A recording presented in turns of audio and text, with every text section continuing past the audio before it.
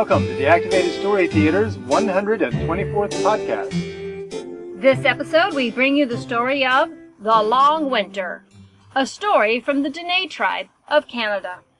Hi, I'm Dennis. And I am Kimberly. And together we are the Activated Elves. We are coming to you from the North Pole. Ho, ho, ho, ho. Hey, did you hear that? That was Santa in the background. Whoa. Oh, he doesn't make an appearance very often. He's pretty busy. But he stopped in here, or at least he threw his voice. Well, of course he stopped in here. We're at the North Pole. Oh, that's right. I wonder why. I thought there was a draft here. Yes, we've been really busy helping Santa get ready for Christmas. Yeah, I'm feeding the reindeer. Yes. They don't bite, though, do they? No, they don't bite. Good. Not unless you try to take their food. And I have been carving out snowflakes to send down to make beautiful snow everywhere. That's a big job. You have to do them one at a time. One at a time, yes. So we've been having a lot of fun, and we have a story for you. It's coming up pretty quick here. We decided to go with a story about winter. For some reason, I don't know. Maybe because it is winter. Is it cold where you are? It's kind of cold up here at the North Pole. Yes. Winter's officially starting in just a couple of days. Oh, we went to Washington, D.C. We did go to Washington, D.C. since we last told you guys a story.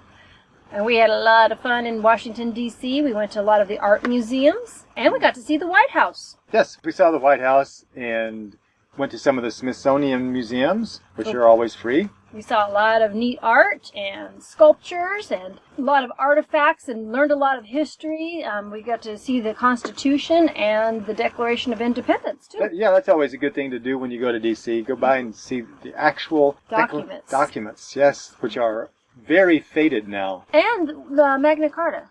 Well, it's not the original Magna Carta, but it's one of the copies made in 1200s? Yeah, I think so, in the 1200s. A few years after the original was made. Yeah. A handmade copy, hundreds and hundreds of years old. Love DC, and I think it's time for our story. Okay, let's have a story. All right. This story is called The Long Winter. It's a Native American story from Canada.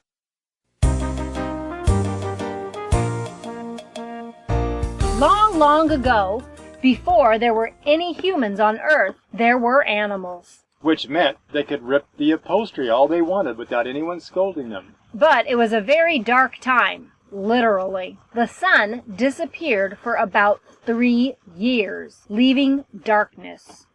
Oh! Ow! Watch where you're going. Cold. And hunger. The animals decided they had to do something. So they called for a grand assembly to assemble and discuss the problem. Ribbit, ribbit. All right, animals, are we all gathered? Roll call. Wolf. Eagle. Chipmunk. Mountain lion. Fox. Rabbit. Duck. No, that wasn't a verb. I was calling the duck's name. Duck. Bear. Bear. Hey, anybody seen the bear? Or any bears? This is winter. Maybe they're hibernating. For 3 years? Sounds awfully fishy to me. No offense, Mr. Salmon. Well, no matter. They'll just miss out on all the action. I make a motion that we send some of us to go out and find some warmth. Ooh, a second. Sounds good to me. Let's go. I like that idea. Yep. Very well. I appoint Eagle, because he has sharp eyes and sharp claws. Fox, because he has keen smell and is very cunning. And Duck, because he is amphibious, and will make a good pillow for the other two. Now be off to your mission. Now these animals were living in what was called the lower world, Which was a part of the world that was below the upper world. which was where most of the things that happened. But these 3 animals knew that if they were going to find some heat, they'd have to go up to the upper world. So they did. Look, a teepee. Heh. And there's smoke coming out of the top. There are some bear cubs playing. No wonder they didn't come to the meeting. They had a fire to keep them warm. You there. can we come inside and warm up for a bit? I suppose so. Their mother had not warned them to not let strangers inside the teepee. So they let the strangers in, and they warmed up by the fire. Ah, this fire feels good. I haven't felt warm in a long time. I almost wouldn't mind staying here until I became a roast duck.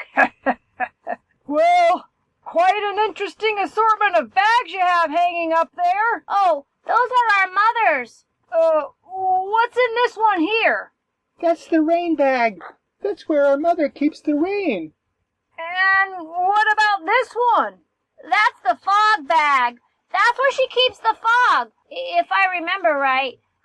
My memory's a little foggy on that one. And this one? That's the wind bag. It's named after our uncle. And what could be in this one here, I wonder? Oh, that one! Mama Bear said not to tell anyone. She'll growl at us if we do. Oh, right. I forgot. No, you can tell us. We're your friends, and we promise we won't tell anyone. Well... Okay, as long as you can keep a secret. That bag is where she keeps the warmth. The warmth? Yeah, she took it all, just like she took the rain and the wind and the fog. She's a weather stealer. I think there's a limit to how many of her secrets we can tell without her ripping us to shreds. Oh, that's right. She has a beast of a temper. You don't even want to know what happens when someone eats her porridge or sleeps in her bed. You guys better amscray. She'll be home any minute now. So the animals moved to the bushes to hide and waited for Mama Bear to come home. Meanwhile, they formed a plan. We need to plan to distract the bear somehow, so we can grab the bag full of heat and share it with everyone. But how are we going to distract her? If she catches us, she'll eat all of us. That gives me an idea. I'll go to the other side of the river and disguise myself as a deer. I'll use tree branches for antlers, and she'll never know the difference. Bears ain't the brightest of critters. And then while she gets into her canoe and starts paddling across the river coming after me, you two can steal the warmth. Good idea. And I saw a beaver down by the river. I'll see if I can get him to gnaw a hole in her canoe so it'll sink when she comes after you. So the beaver gnawed a hole in the bear's canoe, and when the bear came home, the fox was waiting on the other side of the river disguised as a deer. Yoo-hoo, Mama Bear. Yo, Mama. Who's that over there? Oh, it's just me, a poor, defenseless, innocent, tasty little deer. Deer? Why do I suddenly have a craving for venison? I haven't had any in so long. Just wait right there, dear one. Mama's coming right over. So she got in her canoe and began paddling. But before long... What's this? Oh, I'm sinking. That's gonna make it hard to catch my dinner over there. Meanwhile, as the bear was thrashing about in the water, the other animals were taking the bag of warmth from her teepee. There it is. No, that's the wind bag. There it is. Oi, they all look so much alike. Let's just take them all. So they took them all, and with so much to carry, it was harder for them to get away. The cubs, who were out playing, saw them. Mama! They're stealing back the bags of weather that you stole! Oh, they are they? Oh, just wait till I get my paws on them. Yikes! Zoinks! The bear got closer and closer. Finally, they reached the opening from the upper world to the lower world. It was hard to get through carrying those bags, and they got stuck. So the bear, coming up behind them, started swiping at them with her paws, ripping the bags open. They got through the hole and escaped. But the weather escaped from the bags and filled the whole world. Well, it's not going to be warm all the time, the way we hoped. But at least it will be warm part of the time. Yeah, we will have a period of cold and then a period of warmth. We can call them seasons or something. And so it has been from that day to this. And that's the story of the Long Winter, a Native American story from Canada. Sort of like the Coyote and the Eagle. It is like the Coyote and Eagle. That's a story that we've performed often. There's an audio version of it, and we've also done it on stage several times.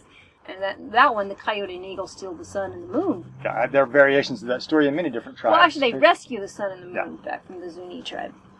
Yeah. Variations of that story found among many different tribes to explain the cycle of the seasons. Yep. And or the origin of the moon. Yep. Well, when we are done here with the North Pole and all the businesses going up here where we're helping Santa Claus get ready for his great delivery, we will be in Florida next, and we'll be telling you another story when we get to Florida. Yes, which Florida's not that far from the North Pole, so we don't have a... Well, we'll just hitch a ride on Santa's sleigh. Right. Actually, I think we'll have to... He's going to be busy that night. We'll have to get one of the reindeer to give us a ride. Yes, absolutely. just saddle him up and off we'll go. Well, after all the work we're doing for Santa, I think we can swing that. Why not? You guys have a happy holiday, happy Hanukkah, happy Kwanzaa, happy Merry Christmas. And a Happy New Year. And a Happy New Year. Yes, we'll see you next year. And we will see you guys next year in 2013. Stay activated. Activated Story Theater is committed to bringing fun, educational shows to schools and libraries nationwide. On stage, we use physical comedy, American Sign Language, imaginative props, and a giant, oversized book to bring multicultural folktales to life. For booking information, check out our website, activatedstorytheater.com, where you can also find out when the activated actors will be performing near you, read a story, or order one of our audio CDs.